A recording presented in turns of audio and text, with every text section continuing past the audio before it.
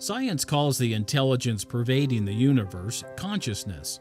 The Lord's term for it is the light of Christ. While the leading edge of science recognizes consciousness, its understanding is very limited. After all, they can only observe and measure its effects. Consciousness can only be understood indirectly. Still, it offers a framework for contemporary Latter-day Saints to understand what consciousness or the light of Christ is. Jesus Christ, and through him, Joseph Smith has a more direct understanding of consciousness. After all, it is his light. By combining the two notions, consciousness and the light of Christ, we will be able to come to a better understanding of both.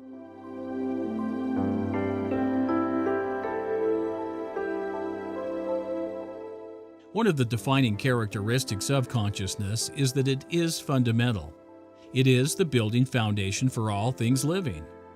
This is the case with the light of Christ. The light of Christ is the animating force for all things.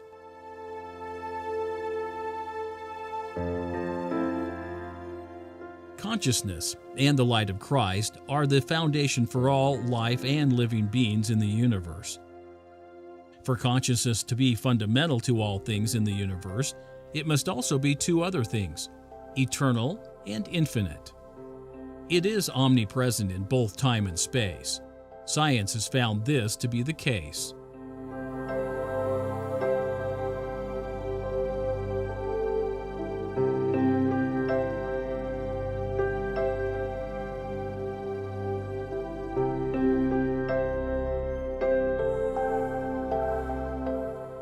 The light of Christ is also infinite and eternal, as the Scriptures have attested.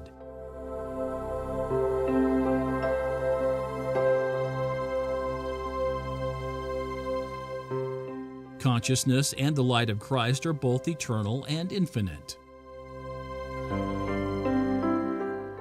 Implicit in the idea that consciousness and the light of Christ are infinite in space is another idea, interconnectedness. When all beings in the universe have consciousness and the light of Christ, then there must be some form of interconnectedness. After all, this is what the word universe means.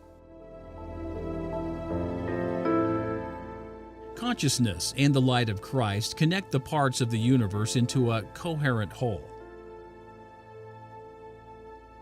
Another characteristic of both consciousness and the light of Christ is governance. They are the power that governs the universe and instills order. In its most basic form, governance is the ability to bring stability and order into a system, usually in an organization.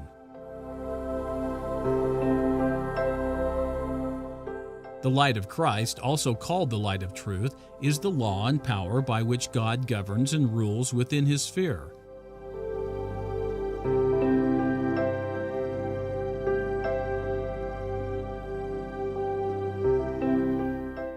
Consciousness, in scientific parlance, also governs. It brings order to otherwise chaotic physical systems.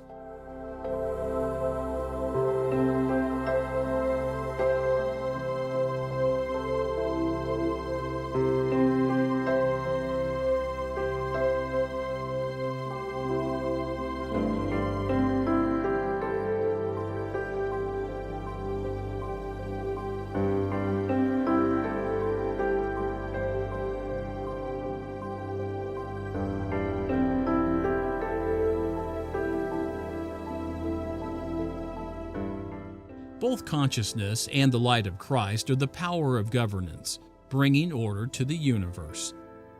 As we have discussed previously, creation is a process of organization, bringing chaotic or lower forms of matter into order or more highly ordered matter. That is, creation is a form of governance, imposing higher levels of order on lower levels of physical systems. Therefore, it is not surprising that the light of Christ is also the power by which all celestial bodies in the universe are created from unorganized matter. Though no claim has been made that planets, stars, and galaxies were formed by a conscious effort, the implication is there. The universe is alive and interconnected, not dead and random. Everything in the universe is now purposeful and ordered.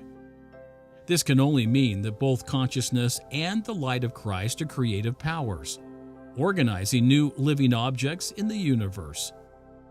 In passing, we should note that Joseph Smith, in his first lecture on faith, declared that faith is the first great governing principle of the universe.